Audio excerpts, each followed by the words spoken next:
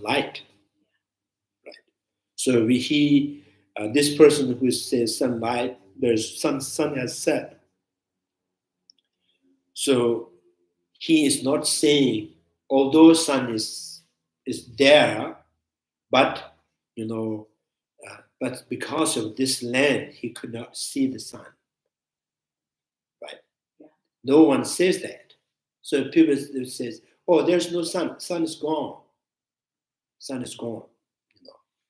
So he was just, kind of, what to say, trying to perceive the no sun from the land. Right? His meaning is just there. Beyond that, he's not, he's not referring anything. With this land, I don't see the sun. So, but no one says, sun is no longer, how's that?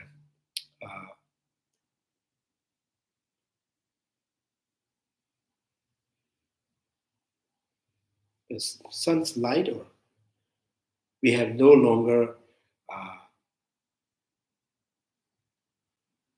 I'm difficult. The sun hasn't stopped being bright. Just we don't say sun has stopped lighting on us. We don't say, right? We don't say that. Sun just set, sunset, right? Sunset. So, but the word it says sunset means it's not a sun upset. So sun is just gone. So gone from this earth. If sun is going and coming by itself, so right. So this is there. The word is saying like this. It's kind of there is the meaning. That sound like it is that. And morning comes back. And now he says, I'll be back. But the word, if the meaning of the sunset is not true as it expressed. Yeah. So how can the word, the concept, can be true? So again, relatively, yes, you can say when the light of the sun is no longer, affecting or reflecting on the earth. So therefore, we can relatively say it's a sunset. So that is only exist with the relative, with this land. So, and then the person who is above the land and you see the sun still, there's sunlight, So that person says sun is not set yet. So again, that means from the perspective, of his perceptions, right? So the both are, so the one says sunset, one is sun is not set, about the sun. So, say, when I look at my body, I am. When I feel something, I am.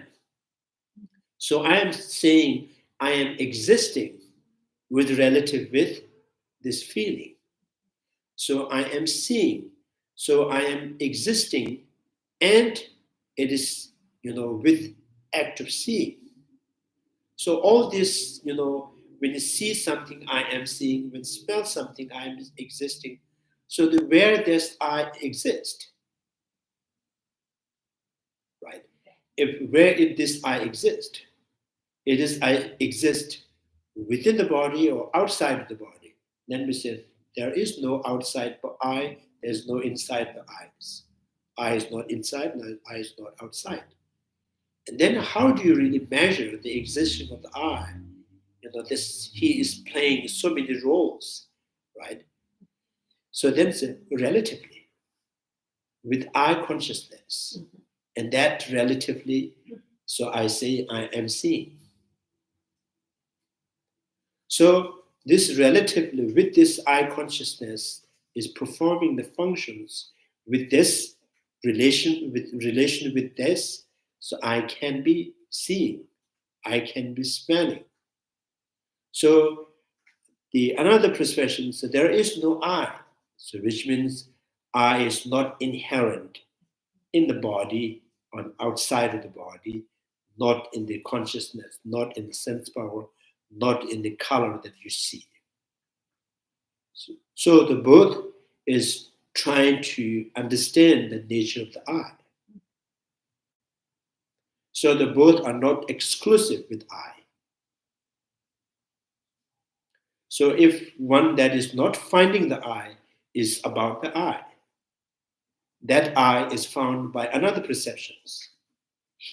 This perception not found the I the way he examined, where he, seeks the I, and this perceptions found the I, he perceived the I with another ways.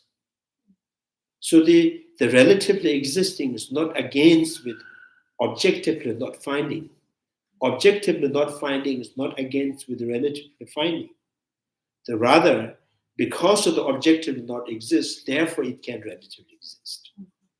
If the self of the person is inside in your body, then you cannot say, right?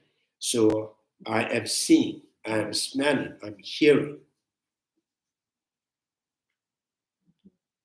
So not intrinsically exists, therefore it relatively exists.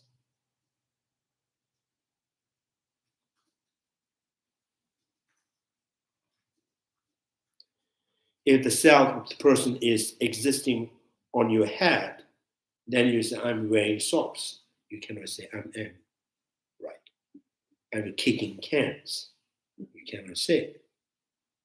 So the I, the self, is not intrinsically, not inherently, not essentially exist. Therefore, I can exist in any ways, many ways, relatively. So the Prasangika school says, the ultimately not existing, not existing of I is suggestion. It is not clear-cut decision. It is suggestion. That's why it's with residue.